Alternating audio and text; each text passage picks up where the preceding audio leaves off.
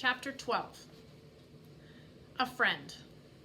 I come in the side door and the phone's ringing.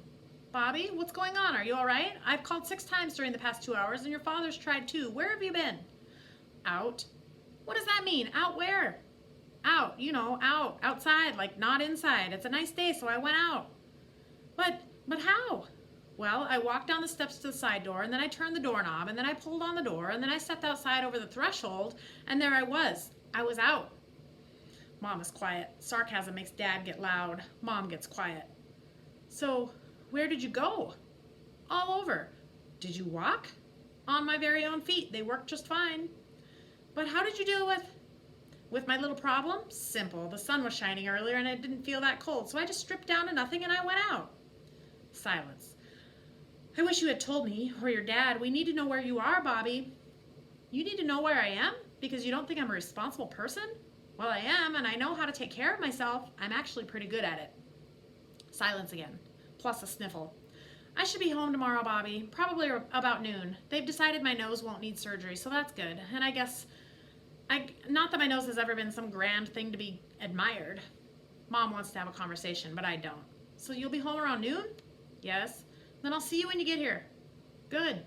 Okay, well, I got kind of cold outside, and I just got back, and I need a bath now, so I'll see you tomorrow. All right, Bobby, have a good night, and call me if you need to talk to someone. Bobby, your dad and I love you very much. We do. Yup. Goodbye, Bobby. Bye. As I hang up, I know I should have been nicer. I know she's just trying to be a good mom, but that's not what I need right now.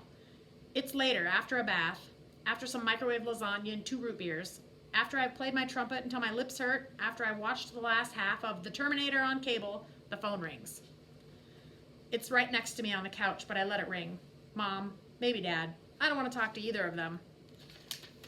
I grab the handset just before the answer machine kicks in. Yeah?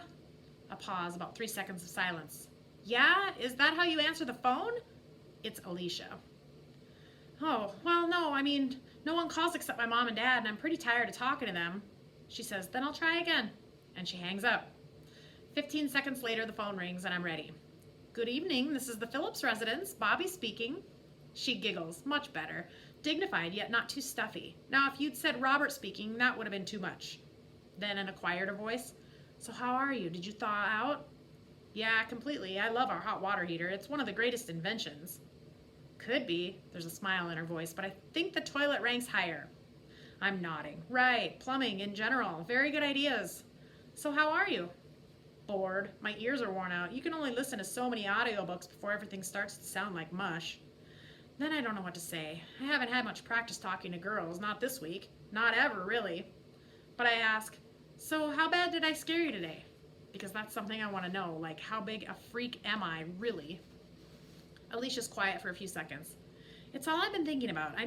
About no one being able to see you, and I still don't know if I totally believe it's true, but it has to be. That guy didn't see you, and I know you were there. I waved your arm right in his face, and he didn't see a thing. She asks me about when I bumped into her on Tuesday, like what I was doing and how I got to the library, and I tell her about my first trip out and about the 2 men in the 5th floor bathroom, and then about the accident and me going to the hospital. When I tell her about the tube lady in the bed next to my mom's, she starts laughing and tells me I'm making it up. She laughs so hard that she makes those funny little snorts when she tries to breathe in. Then she stops laughing and she says, I think you're so brave, Bobby. Really, like to go and visit your mom? And this afternoon telling me about what's going on, that was brave too. I can see the look on her face when she says that, and I can feel myself blushing. Nah, you just got me mad, that's all. You were calling me a pervert, remember? And I didn't want you to think that. Another dead end, both of us feeling awkward. Or maybe it's just me, blushing my patented invisible blush. She breaks the vacuum with a question. So will you come to the library tomorrow? I said I'd try, remember? Yeah, but how hard were you going to try?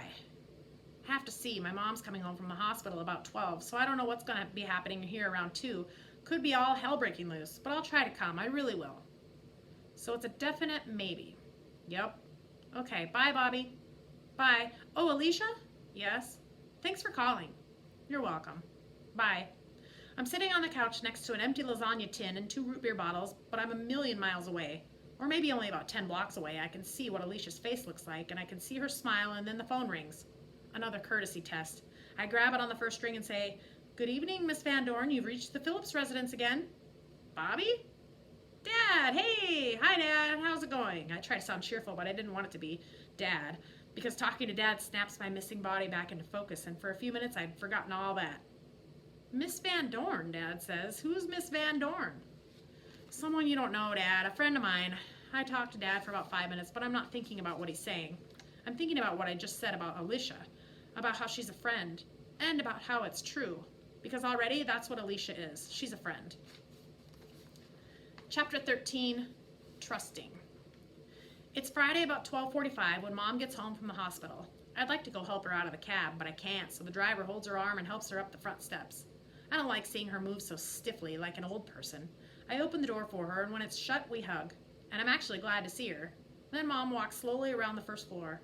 I can tell she's not happy with the way the kitchen looks, or the TV room, or anything. That's because she had to call from the hospital and cancel our cleaning service, and she had to do that because of me. But Mom is good. I can tell she wants to start giving orders, but she doesn't, and I'm impressed.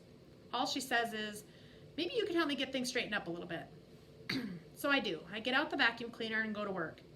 But about 1:30, I tell her I'm going out. We're standing in the kitchen, and she's got a sponge mop in her hands, slowly working on a little spilled ice cream. She looks in my direction. What do you mean? And her tone of voice is like the old Mom, the director. So I shoot off some sarcasm. Old Mom, old Bobby. Remember what I told you yesterday, Mom? Out means out. Outside. Out of the house. Somewhere that is not here. I'm going out. But why? Before I think, I say, because I'm going to meet someone at the library. The look on Mom's face shows me how stupid I am. Who? You haven't told anyone about what's happening, have you? I'm a rotten liar, even when people can't see my face. And besides, why should I have to lie? So I take a deep breath and say, yes, I have. I met a girl, a blind girl, and she knows everything. She knows about everything, but it's okay. She's not going to tell anyone, and like she said to me, no one would believe her if she did. Mom grabs the back of a chair with both hands, and the mop handle clatters to the floor. She starts shaking her head. Robert, Robert, Robert, you promised your father you wouldn't tell a soul right here in this living room. He's going to be so upset about this, and I'm very disappointed in you. Why in the world did you tell her?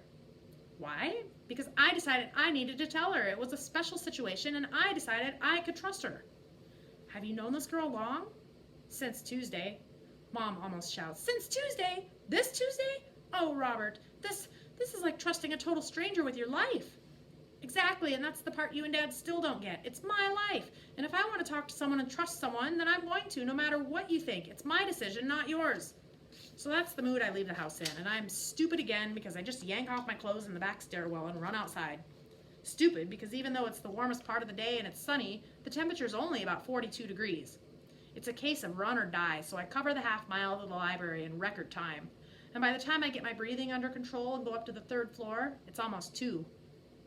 Then I'm there, and I'm looking in through the glass in the door to the listening room, and I'm glad I came. She's sitting there right where she was yesterday, her long fingers hovering above the keys of her laptop, head tilted to one side, listening. She's got on a dark green sweater and some reddish corduroy pants. There's a thin strand of pearls around her neck. She looks dressed up, prettier than ever. Somebody knows what looks good on this girl. Then I gulp, because she looks like she's dressed for a date. I tap and open the door, step inside, shut it behind me. Hi. Bobby, hi, she smiles, a careful smile. She shuts off the tape player. It's still Hawthorne. So, did your mom get home? Yeah. I feel like I shouldn't be here, and I feel naked. Alone with a blind girl and very naked. Nothing in life prepares a guy for that, not even pretending to be a Greek warrior. I don't sit down. I just stand across the wide oak table from her, my hands on the back of a chair. Alicia's on edge, too. She isn't going to let the conversation slow down. She says, so how is she, and what about your dad? My dad wanted to come home, too, but the doctors wouldn't let him, which is good. See, what I hope is that he has to stay away long enough that when he gets out, he can go right back to work. I don't think I could stand being stuck in the house all day with both my folks. Alicia is nodding as if what I'm saying is really interesting her, but I've stopped talking, so she gives me another prompt. And your mom, she's at home now, right? I'm glad for the help because all of a sudden silence seems scary. I mean, what Mom said was kind of true. I hardly know this girl, and when I talk, I feel like my voice sounds funny.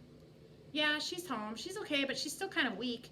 The taxi guy had to help her up the front steps when she got home, and then the second she got in the house, I had to do some cleaning because I could tell she was grossed out. I mean, I didn't do any dusting or anything while she was gone, but still, it was only 3 days. It's not like the house was a pit or something.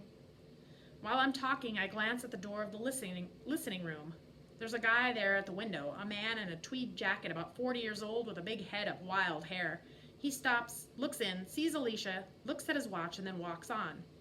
Alicia nods. Yeah, my mom's the same way. And my dad, too. Neatness freaks. And now that I can't see anything, it's even worse. They're afraid for me all the time. Like if a shoe is lying in the wrong place, they think I'm going to trip over it and break my neck. I pounce on that idea. You said you've been blind for 2 years, right? Because that's something we haven't talked about yet. She nods. Uh-huh. A little more than 2 years now. I asked about that yesterday, but you didn't tell me how it happened. She shrugs and blushes a little. It just happened. That's the dumb part. It's not like there was some disease or a terrible accident or anything. But, like, something had to happen, right? Her upper lip curls into a little sneer. She snaps. Yeah, well, duh, Bobby. I mean, something happened. Of course something happened. I don't know what to say. Talking with her, it's like walking along on ice, and I think it's safe, and then I take one more step, and everything starts to crack and buckle. And under the ice, there's this dark river. We're both quiet. Then she takes a deep breath and lets it out slowly. And she smiles a little. Sorry, it's just I don't know how to tell about it. I think about this stuff, but I don't talk about it. I look at her face for the whole time, and I can see her thinking, deciding if she wants to talk. And it's like she's going a long way back somewhere so she can look around and remember. Then, in a quiet little voice I have not heard before, she starts talking. It just happened. 2 years ago. It was a night. It was cold, January 19th, 2 days before my birthday. My mom had left the window open. I remember being really cold and waking up without any covers on, and I reached over the side of the bed where they usually fall off, and they weren't there. So I reached toward the other side, toward the windows, and I fell out of bed. I just fell and hit my head. I didn't think anything about it. It didn't even hurt that much. I just got up and kind of shook it off. She pauses. This is hard for her, but she keeps going, talking in that small voice. I wasn't really awake, so I just grabbed my quilts off the floor and pulled them around me and went back to sleep.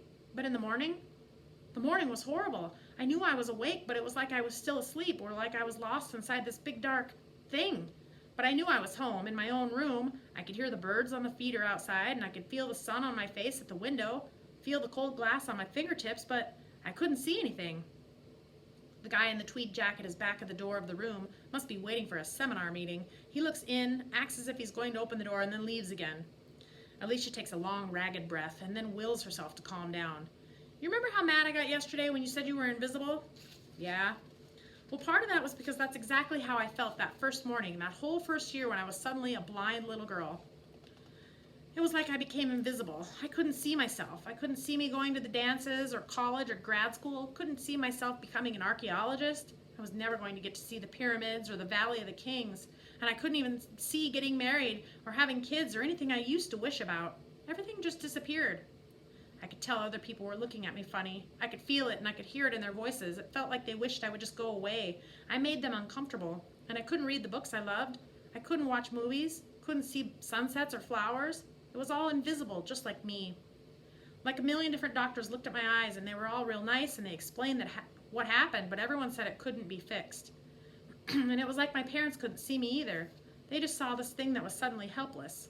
They're better now, but still, I'm not their wonderful daughter they were so proud of anymore. Now I'm a big job, and a job they can't get rid of even if they wanted to. Anger again, deep and hot and hurtful. Out of the corner of my eye, I noticed the man again, the guy with the big hair. He's about 4 feet back from the door, and he looks anxious. He's got an old tan briefcase in one hand. He's standing at an angle where he can see Alicia as she talks. And then he moves, trying to scan the room to see the person who's listening to her.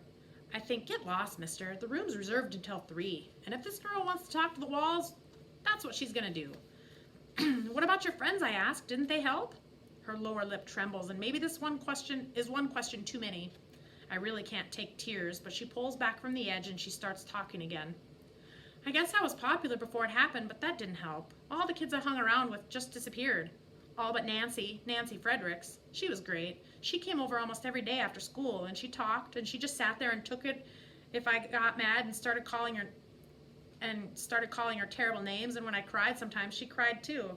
She could still see me, and she didn't care about the blindness. That first year, my parents had special tutors come to our house and start to teach me Braille and all that blind junk, like, here's your white cane to tap around with, little girl. But it was Nancy who kept me from going crazy. She told me about school and the teachers and the boys and who had a crush on who.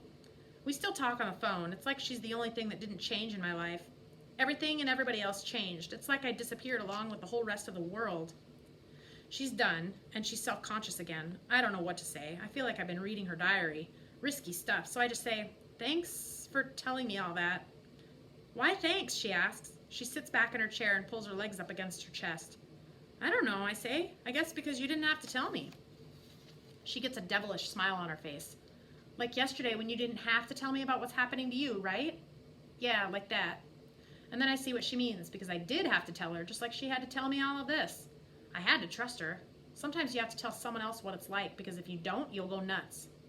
The Tweety guy is at the door again, and now he's pushing it open, barging right in. Alicia hears the door and turns, putting her feet down as she does. The man says, Alicia, what are you doing? Who are you talking to? The color drains from Alicia's face. She says, what are you doing here? I'm here because your mom called and said she thought you might be meeting someone here today, and you thought it would be all right to do a little spying on your little girl? Is that it? Alicia presses her lips together. She's past the surprise already, and now she's mad. And me? I'm scared because I'm shut inside a small room with a blind girl and her father, and the man is looking for answers.